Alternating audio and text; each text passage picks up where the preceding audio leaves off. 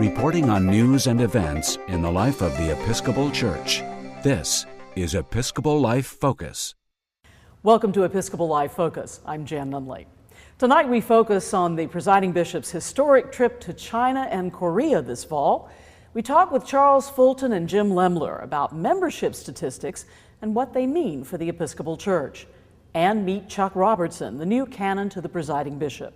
We also profile Doug Stevenson of the Siemens Church Institute.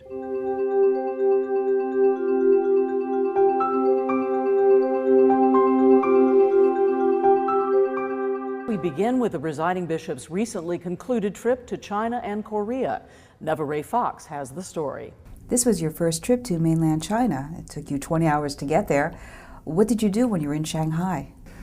In Shanghai, we visited with representatives of the China Christian Council and the Three Self-Patriotic Movement and saw the cathedral, the former Anglican cathedral in that place, which is under renovation and reconstruction.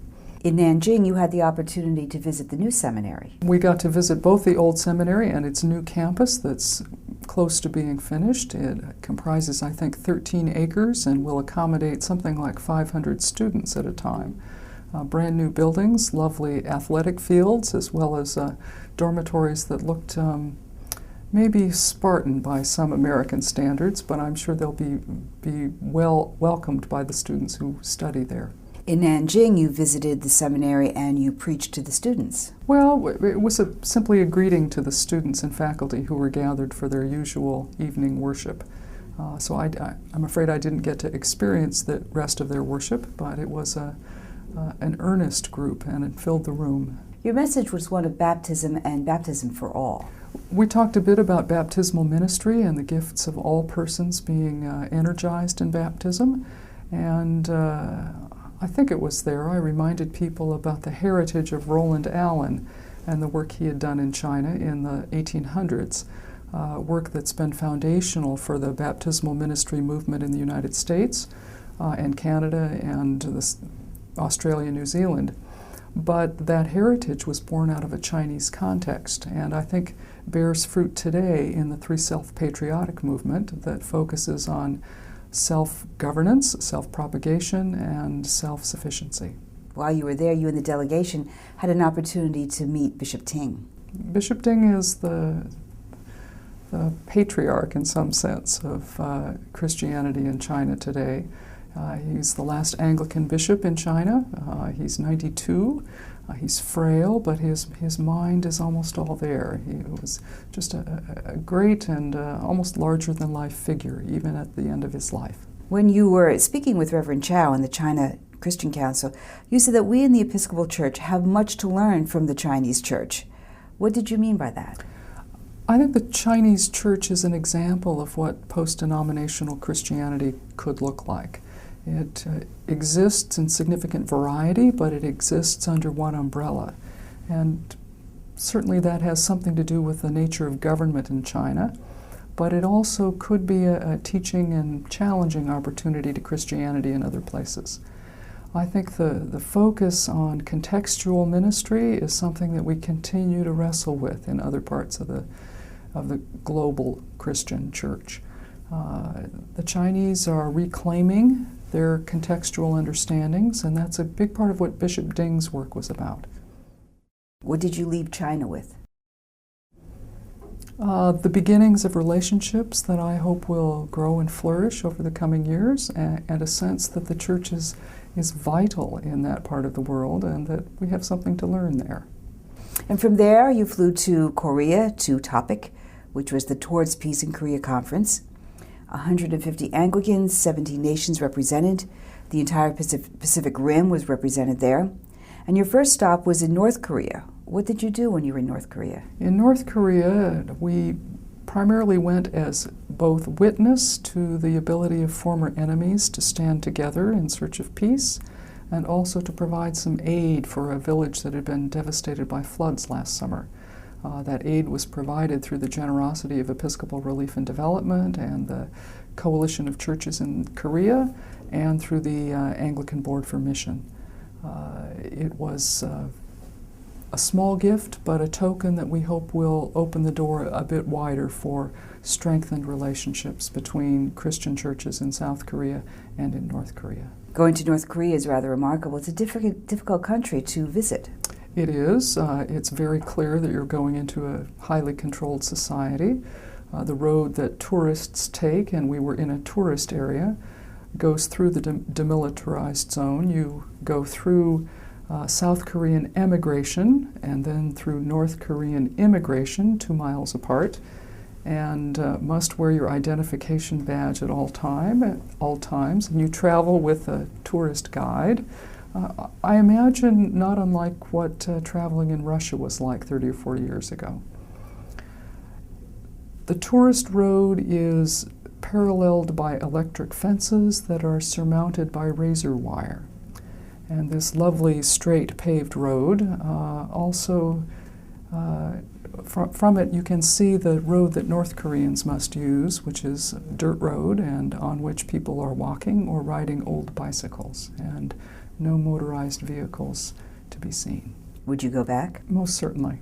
I think we have something to learn and something to offer. And from there it was on to South Korea for a 5-day conference. Toward Peace in Korea.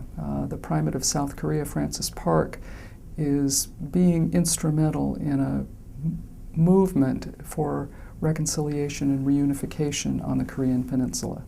It's a movement that is supported by some elements in South Korean society, but certainly not all. There's a great deal of controversy, even within the church in South Korea, about a push for reunification. There were worship services every day, and they were all very colorful. You preached at the opening service. Different provinces had responsibility for preparing those worship services. The first one was a wonderful witness to the cultural traditions of South Korea. Another was presented by the Japanese delegation. The Episcopal Church's delegation offered another. Each a visibly Anglican order of service, done in different languages and with slightly different customs. Many of the presentations at the conference were rather scholarly, but they were addressing a lot of wounds.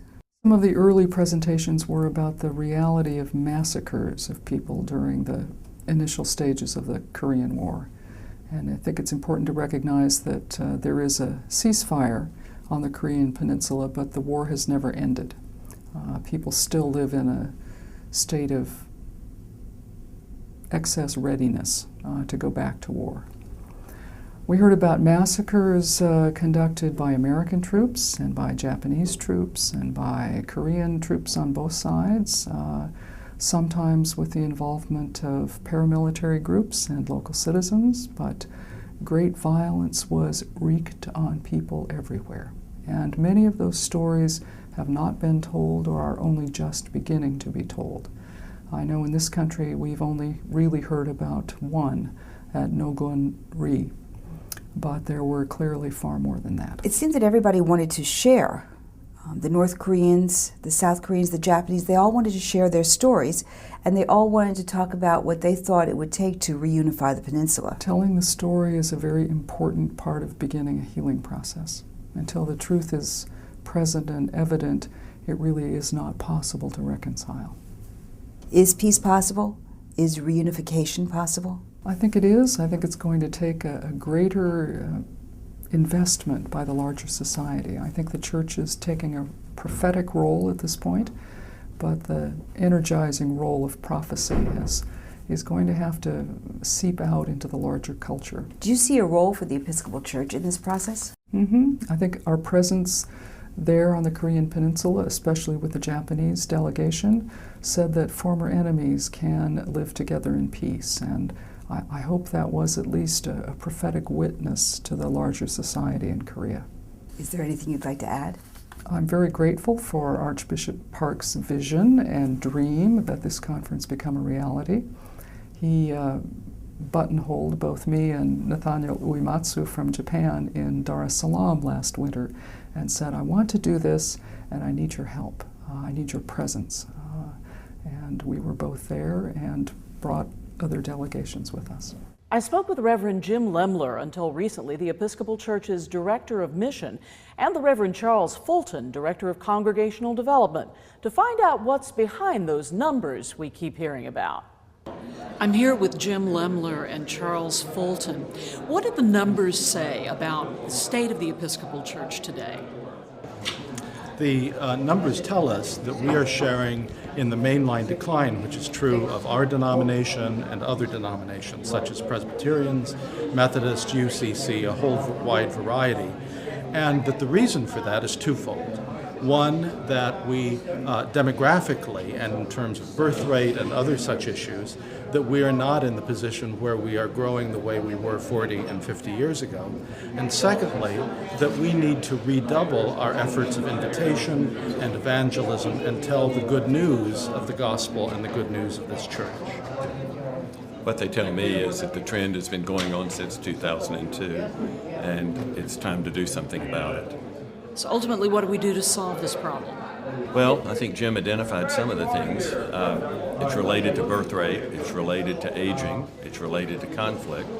But if you really look at those things in a larger sense, it's that we are, I think, not working appropriately in the context that we find ourselves in, a post-Christian world with younger generations, multicultural society, and we need to learn how to be effective with young people and be effective in the multicultural world in which we live, which means an active evangelism.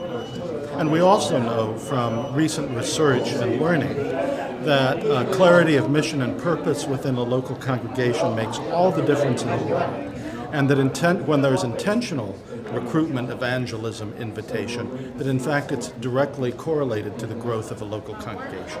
What about other churches that are not considered mainline denominations? It's true of other Christian churches as well, of those which have been called conservative or evangelical traditions. The Southern Baptists have had some decline and certainly are not growing at the rate that they were at one time. It has been posited that even the Roman Catholic Church, if the numbers of Hispanic congregants of the Roman Catholic Church were not included, that there would be significant decline in the Roman Catholic Church as well in the United States. Now, of course, it's been said that the fastest growing religion in the United States is none. Well, actually, what I would say to that is this, I think our old way of operating was thinking we had a right to 2% of the population. The truth of the matter is the research shows today that on a given Sunday, like today, that less than 21% of the population of the United States attended a faith community of any kind. So are Christian churches basically just shifting sheep from corral to corral? We're not even finding the sheep right now. The difficulty in listening to what Charles said is that over 3/4 of Americans are not in a worshiping community. On a given Sunday. On a given Sunday. And that means the fields are really ripe for the harvest here. At one time, the Episcopal Church, part of its evangelism was counting on people who had grown up in other traditions becoming Episcopalians. That no longer holds true, nor are we holding our younger generations. Both of those are major issues of evangelism for us. So what do we do? Well, I think we're going to do something.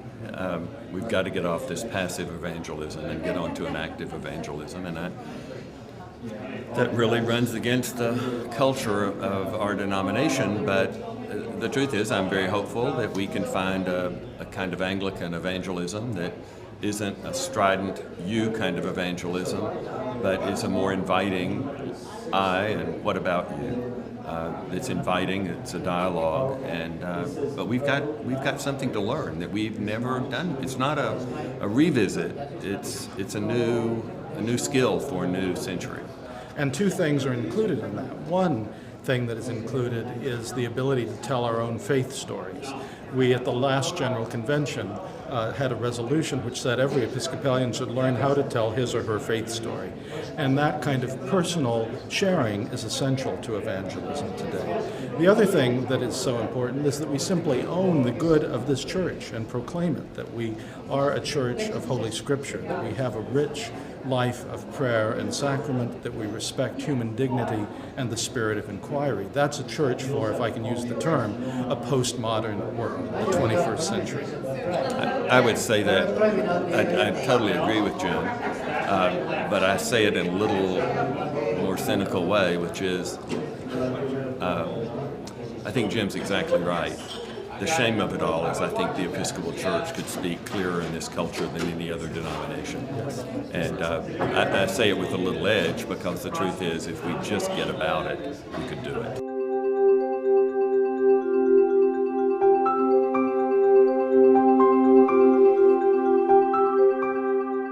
The Reverend Chuck Robertson is the new canon to the presiding bishop. I sat down with him to find out exactly what a canon to the presiding bishop does and why.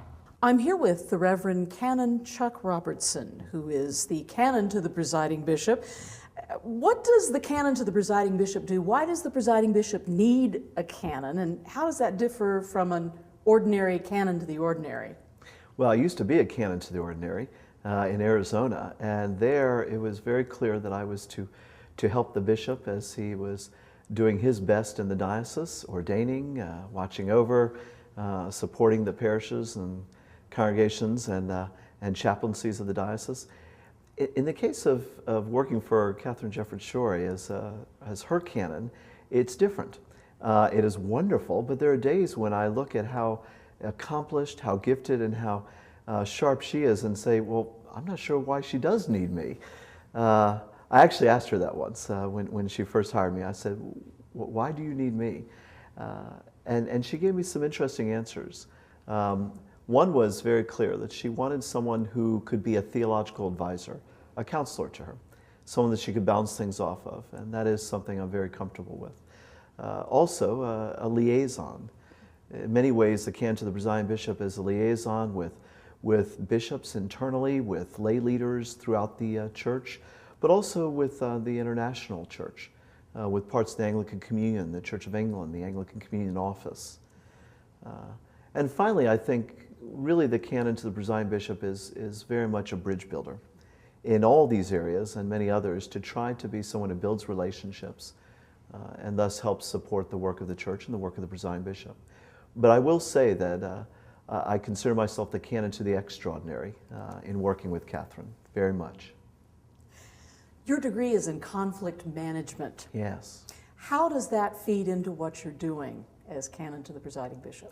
Well, of course, as we know, we have no conflict ever in the church's life, right? We all love each other perfectly. Well, the fact is we've always had conflict in the church. We've always had tensions. Anytime you put human beings together, even human beings who love God very dearly. So years ago, I was determined that part of my work would be try to be part of the solution. Conflict management is saying that we are going to strive to be part of the solution. In the church, in the level of working with the presiding bishop, it's working with lay leaders, bishops, priests, deacons, to find ways to acknowledge that what we have in common is greater than that which separates us, to find those common points, and to be able to build on them. And very much to do so knowing that that's not subsidiary to our work, that is our work. Reconciliation, bridge building, and when we can't reconcile, to at least find a way to manage the conflict and the tension. You talk about thinking through conflict theologically. Have we ever done that before, or is this a new way of approaching conflict in the church? At our best, the church has done that very much so. Whether it was Paul in the first century thinking, how could you have Jews and Gentiles in the same church? How could you have folks who were slaves and folks who owned slaves in the same church? Paul thought through these things. In later years, other theologians, both lay and professional, have been able to think through those issues. But it's hit or miss sometimes. And at all times, hopefully we're always trying to think theologically in the sense of saying, where's God in this? I like to think of our role as being theological detectives, Sherlock Holmes from a spiritual standpoint, and saying, where is God in the midst of this conflict? Where is God in the midst of this opportunity? And wherever we find those footprints, wherever we find those fingerprints, to run with it and to say, that's where we need to be. That's what I think it means to think theologically. How does the church keep a balance between its commitment to unity and its commitment to justice for all people? Delicately. we have always run the risk of going into extremes. Historically, we have called the extremes heresies. But the fact is, we have always been at our best when we have tried to keep that tension, tried to hold on to that tension, and try to live with some degree of non-anxious presence in the midst of that tension. That's not easy work, but it is vital work. I think to take one at the expense of the other is always going to be unhealthy. Somehow we have to find ways to say, how can we live together while not ever giving up our absolute commitment to justice?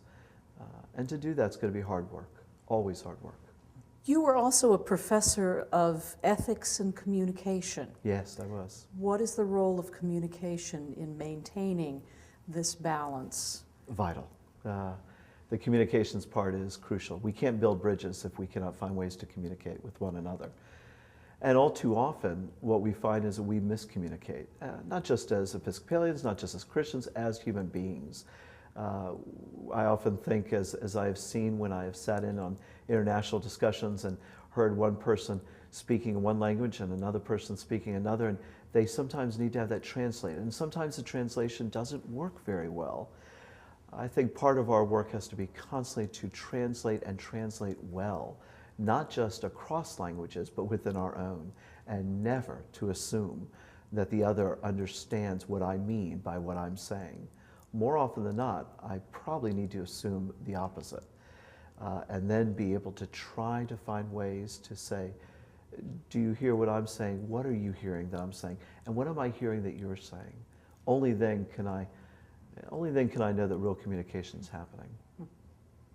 Now, part of communication, of course, in the church is being able to communicate the gospel to a world that doesn't know the gospel. Mm-hmm. Episcopalians have been very shy about this and almost have an aversion, it seems, to speaking about their faith, to telling their faith stories. How do we get past this reticence that seems to be part of our DNA? Well, first and foremost, by recognizing that I think we have done very well in evangelizing the world, not necessarily always verbally. We have been the church that often has been at the forefront of making a difference in the lives of our communities. Having worked in the Church of England in the 90s, I found that the village church model was a powerful model, or the cathedral in the marketplace was a powerful model. And we, at our best, have been the church for the community and the church in the community. I think our challenge is then to find ways to express that verbally, that which we already do very well non-verbally with our actions.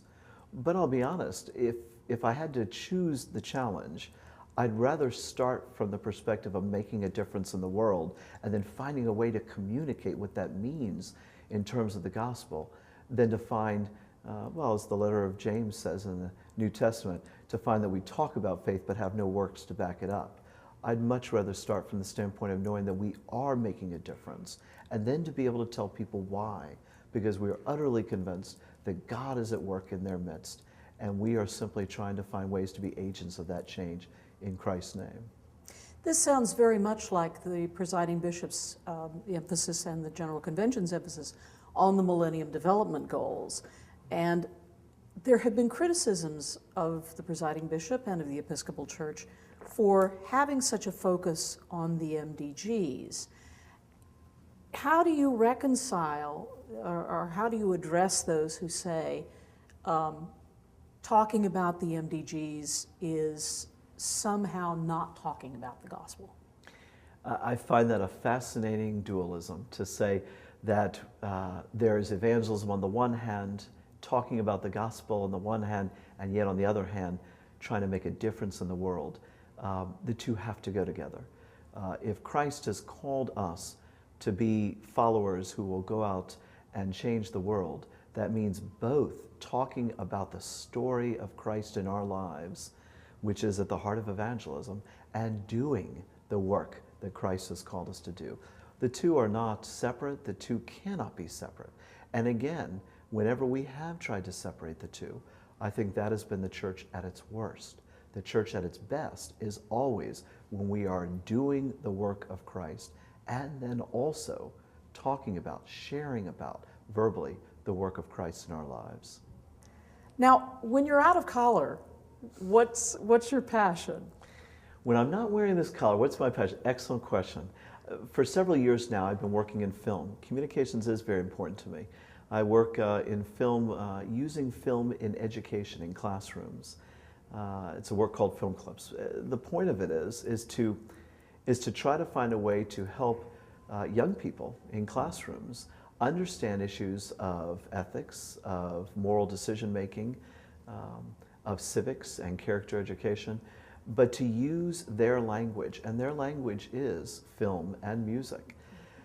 That's often what will get me up in the morning when I'm trying to figure out what's got me excited. That'll be it, to try to make a difference in the classrooms. And I have found that even though that is not my religious work, not my church work, it is very much still ministry, which again, in many ways is what I think we need to be sharing with Episcopal Christians all the time. What they are doing Monday through Saturday is ministry, is evangelism, is outreach. It is all one piece if we're going to follow Christ. Look for God's fingerprints and footprints in the world and then say, I want to be there.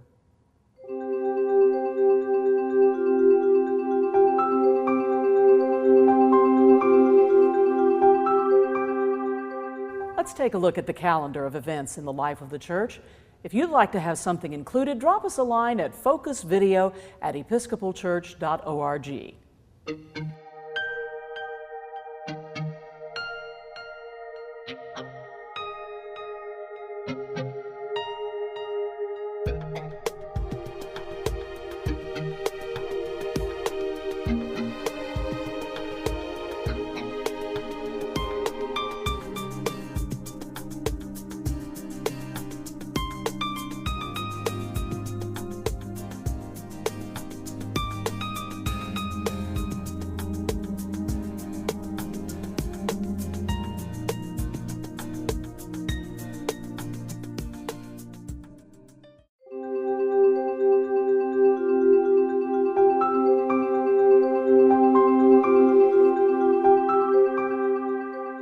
Doug Stevenson has been advocating on behalf of seafarers for the past 17 years. He took us on a tour of the Seamen's Church Institute and talked about the work he does on behalf of a group of people most of us routinely overlook. Yeah, my name is Douglas Stevenson, and I direct the Policy, Advocacy, and Law program at the Seamen's Church Institute of New York and New Jersey here in New York. We do a direct legal aid and assistance to merchant mariners worldwide. It's a free service.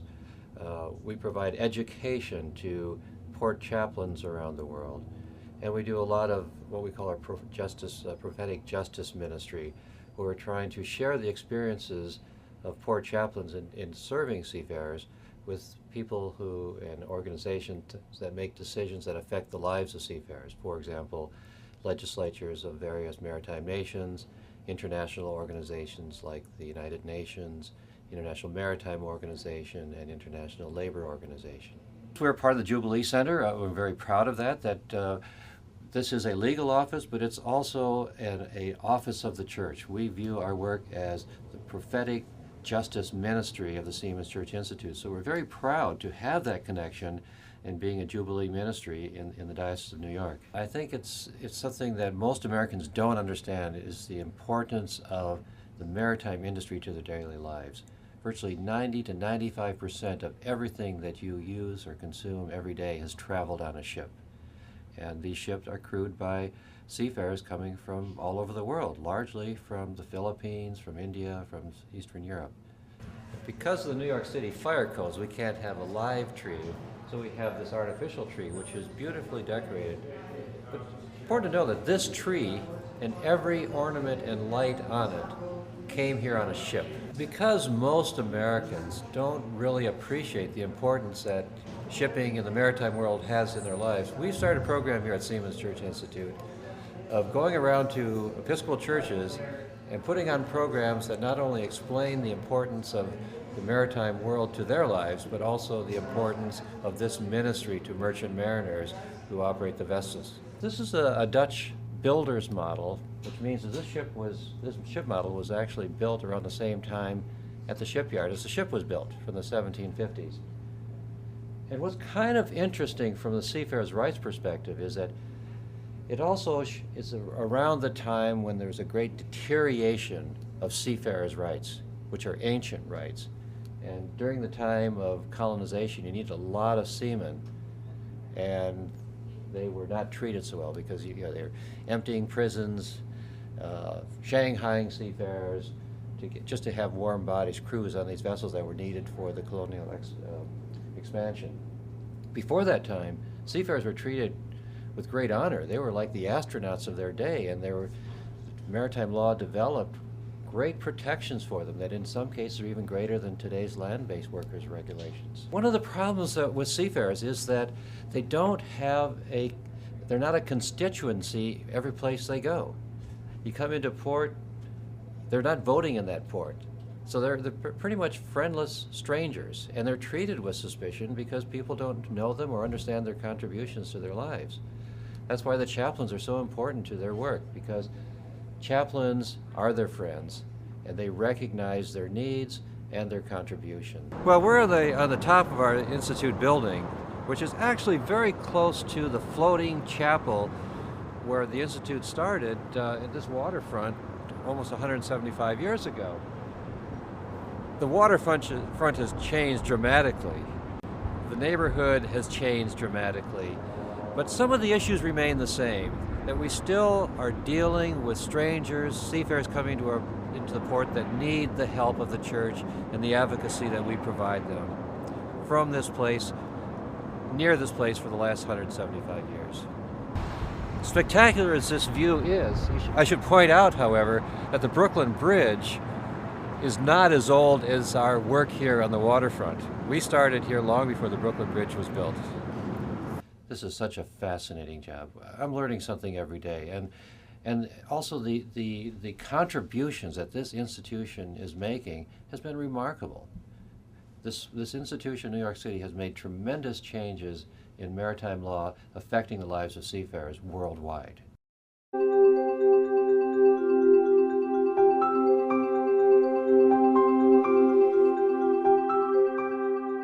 Presiding Bishop Catherine Jefferts Shorey offers a reflection on tonight's edition of Focus. I gather that among other things on this program, you're going to hear about Seamen's Ministry. I had the great pleasure and delight of being part of World Maritime Day not too long ago, where representatives of the shipping industry and the maritime industry in general, as well as chaplains to seafarers, came together to give thanks for creation, particularly the sea. It's a reminder of how interconnected we are through the waterways of the world. And I commend the work of Ministry to Seafarers and hope that you might learn more about it and perhaps discover how you might be more greatly involved in it. At the close of my trip to Asia recently, I stopped in Guam. The church in Micronesia includes 3 Episcopal churches on Guam and 1 on Saipan, and they exist in that place primarily because of the sea. They're a strategic location for our military bases, and they also include a native population of Chamorros. Saipan, which is not part of the United States, hosts a congregation that serves primarily Filipino guest workers. Their mode of living in that place has become both a source of reality of need for presence of a church and a focus for mission of that church. The primary exercise of ministry in the larger community for that congregation is to provide a place where those guest workers may spend their day off on Sunday. They live in quarters that are minimal, to say the least, not unlike traveling agricultural workers on the mainland. The church is in need of greater partnerships, and if you or your congregation or your diocese are interested, I hope you will contact the Office of Chaplaincies here at the Church Center.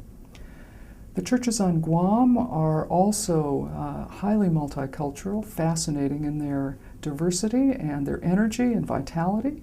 Another ministry that was begun by a group of Episcopalians on Guam is St. John's School. That school comprises nearly 600 students from early pre-kindergarten through 12th grade. They speak a total of 16 different languages and represent nations and cultures around the Pacific.